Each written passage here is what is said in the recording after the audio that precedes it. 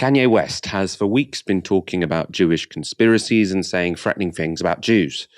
Now on the Alex Jones show, the rapper's descent into vicious anti-Semitism has reached perhaps its logical conclusion. A lot of times in media, they want to single out one person and burn them to the core. That is a Zionist approach. And they're asking me to use that same approach. Well, hey, don't say all people, just say specifically the businessmen. And then I go on Lex Fridman and I say who it's specifically, and that's still not enough. They're still taking it too far. Everyone knows and agrees now that it's like a reverse version of American History X, the scene when they put the guy's head against the curve and kick the back of it. And now people are like, wait a second, the so-called crime doesn't deserve the punishment. What did I thought? Well, that's right. You're not Hitler. You're not a Nazi. You don't deserve to be called that and demonized. Well, I see good things about Hitler also. I love everyone, and Jewish people are not going to tell me you can love, us. And you can love what we're doing to you with the contracts. And you can love what we're pushing with the pornography. But this guy that invented highways, invented the very microphone that I use as a musician, you can't say out loud that this person ever did anything good. And I'm done with that. I'm done with the classifications. Every human being has something of value that they brought to the table, especially Hitler. Yi went on to say, quote, "I'm not trying to be shocking. I like Hitler. The Holocaust is not what happened. Let's look at the facts of that. And Hitler has a lot of redeeming qualities." Now, he was appearing on the Alex Jones show. Obviously, Alex Jones, a conspiracy theorist himself, with a long-time Holocaust denier called Nick Fuentes.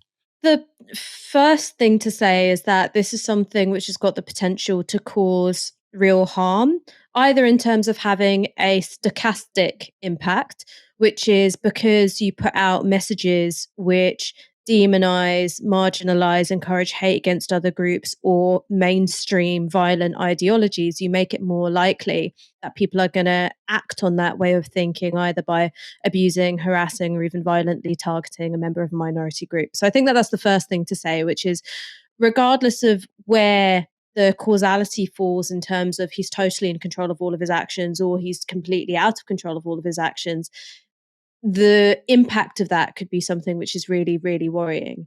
I also think that there's a harmful impact. Sorry, Musa is just parking in front of me. Look, stay here. There you go. I also think that there's something which is particularly damaging because Kanye West has had this incredibly contradictory career in so many ways.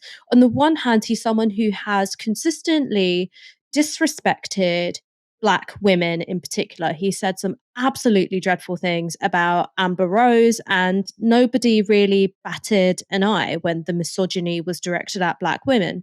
But particularly in his early work and in the earlier portion of his career, he's someone who is seen to have really stood up for Black people. You heard references on all of his early albums about his family's involvement in desegregation and the civil rights movement. There was, of course, that hugely viral moment where during a Hurricane Katrina telethon, he said George Bush doesn't care about Black people.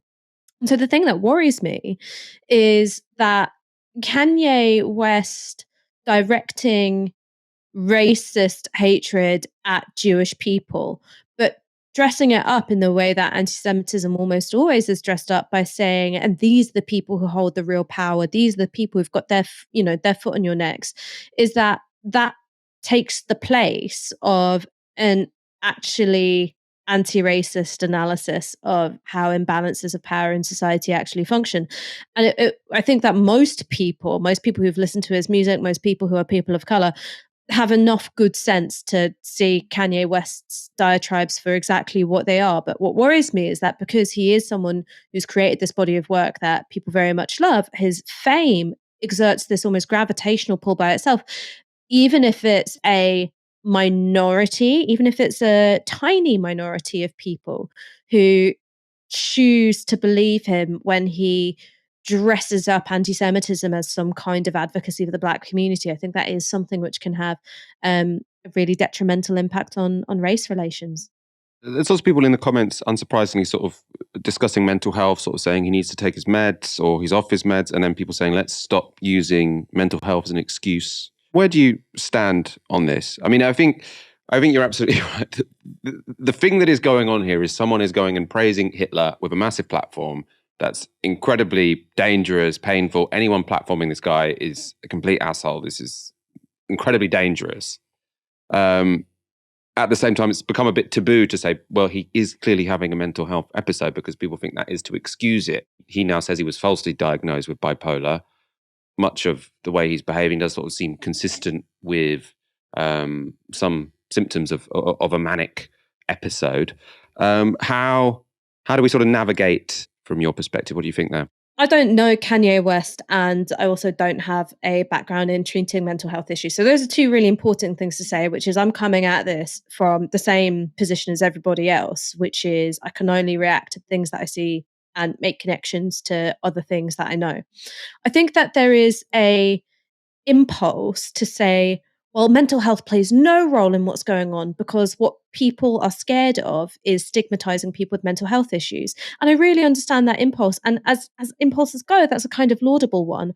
But I do think that it's overly simplistic, because the point about mental health issues is that they can make you do things that you wouldn't ordinarily do, or they can amplify certain behaviors. They can make certain aspects of your personality much worse. They can interact with aspects of your personality and your belief system. And again, take them to the scale or extremity that wouldn't have been the case if you didn't have mental health issues.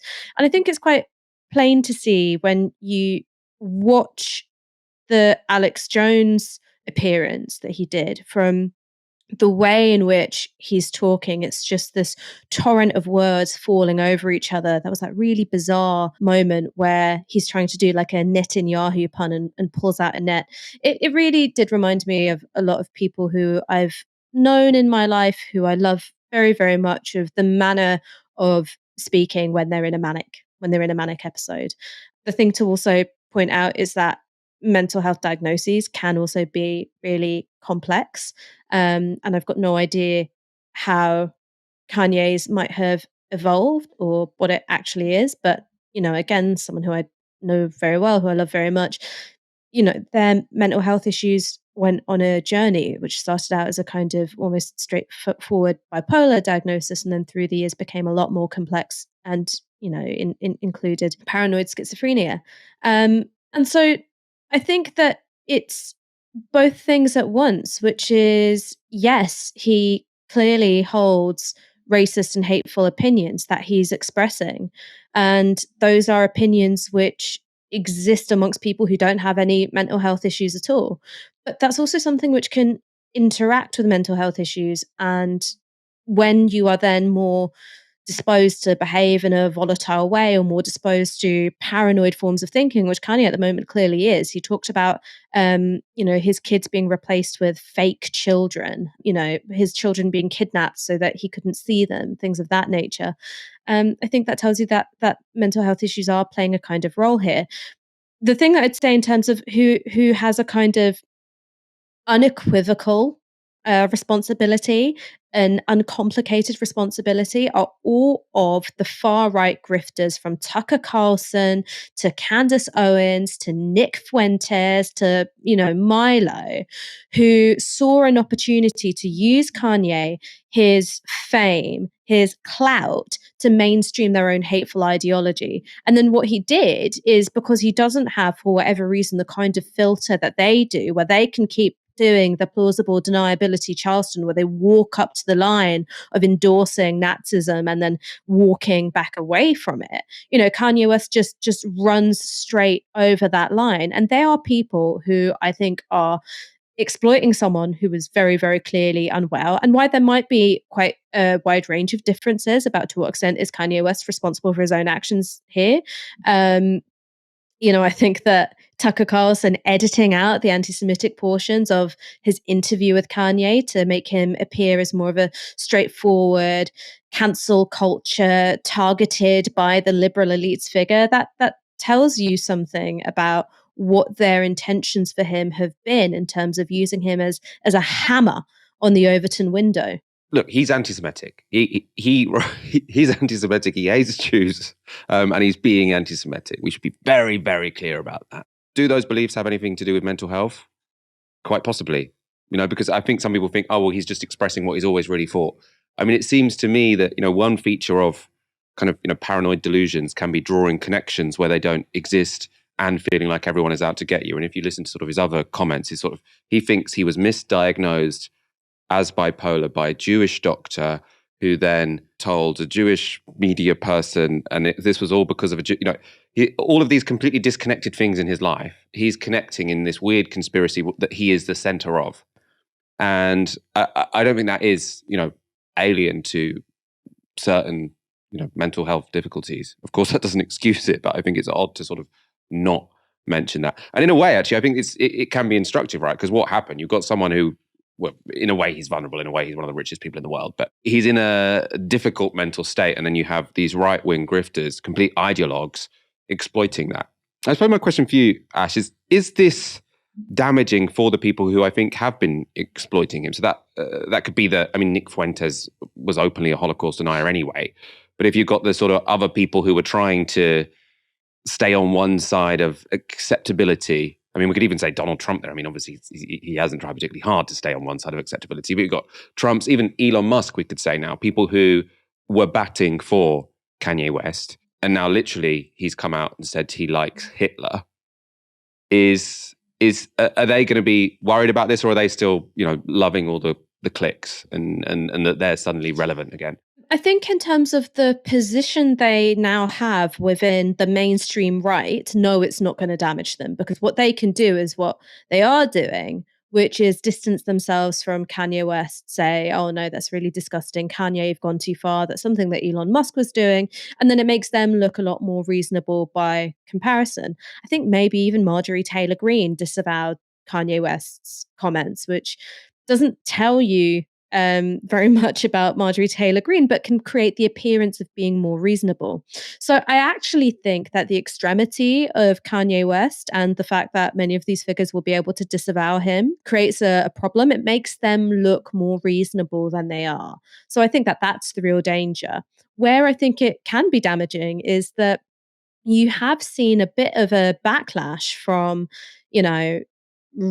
deeply racist, deeply anti-Semitic, misogynistic, far-right activists online going, what do you mean Kanye's wrong? He's totally right. I can't believe that you'd, betray the cause like this by throwing him under the bus.